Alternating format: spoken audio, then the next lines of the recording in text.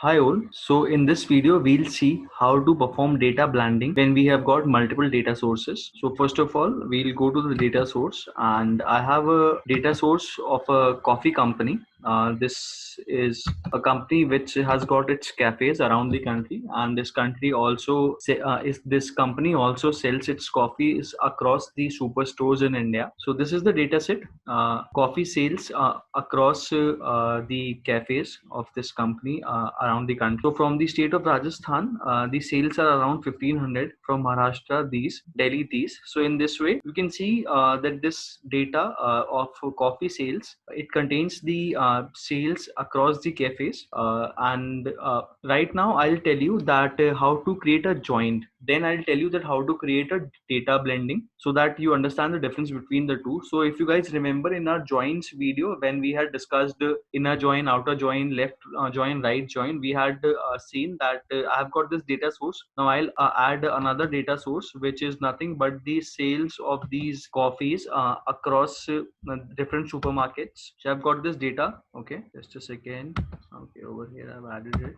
So the moment I add these both Excels over here, the Tableau worksheet was quite intelligent to create an inner join between the two.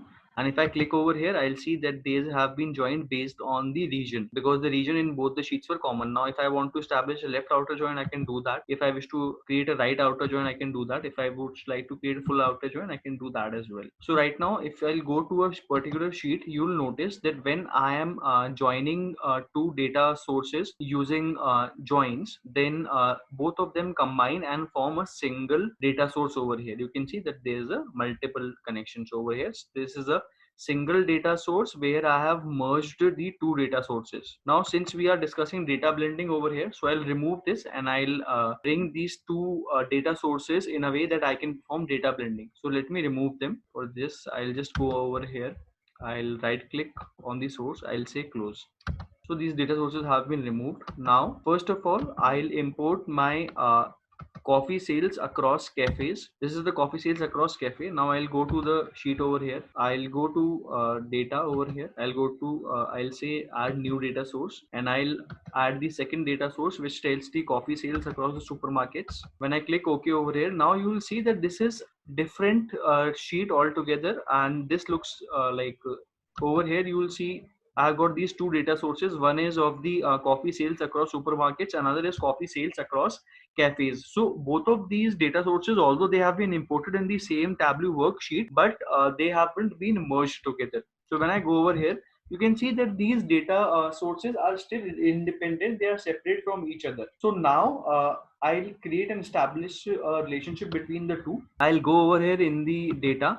I'll say that edit the blend relationship. So I'll go over here. One is automatic. It has automatically created the relationship seeing the two databases based on region and state. But if I would like to edit it, I can do that. I'll select custom over here, and now I can edit that. I would like to means this is my primary data source. Supposedly my primary one is the one which is selected over here. So I am saying that my coffee sales across supermarkets is my primary data source, and my coffee sales across cafes is my secondary data source. So this is the left pan is for primary data source, right pan is for secondary data source. So over here we are matching region with region, and we can also match sales with sales, since by default automatically it has taken the two together. So the relationship has already been established. Now over here, if I want to plot the relationship between the states and the sales across them, so what I'll do, if I take state from this data source, that is the coffee sales supermarket, then this data source by default will have a blue tick over here, and this shows that this database has become my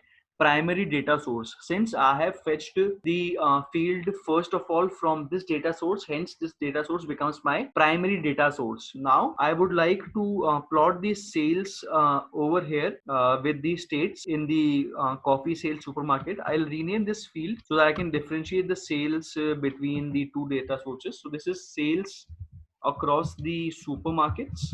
So when I'm plotting it over here, and I do a table. So you can see that across the states, what have been the sales of the coffee across different state supermarkets. I can see the sales. Now, if I would like to take the sales across the cafes as well, then what I'll do, I'll click on the data source over here, and over here, if I would like to plot it with the sales, first of all, I'll rename this. Sales belongs to the cafes over here. So this is the sales from the cafes. Now if I wish to plot it over here, just a second, I'll plot it over here. So you can see over here the I can see the name of the states over here. Okay, these are all the states which were mentioned in my primary data source, and these are all the sales across the supermarkets in my primary data source. When I try to add the sales of my secondary data source, that is sales cafe, then I'll get all the sales corresponding to the states which were mentioned in the primary data source, but I'll not be able to see the states which were there in my secondary data source. So if I open a new worksheet over here, and if I show you the states in my secondary data source, then those states are these. In my secondary data source, I've got Delhi, Goa, Gujarat, Kerala, Maharashtra, Odisha, Rajasthan, Sikkim, and Uttaranchal. Whereas in my primary data source, some of the states are missing, like Rajasthan and Maharashtra. They are not in my secondary data source.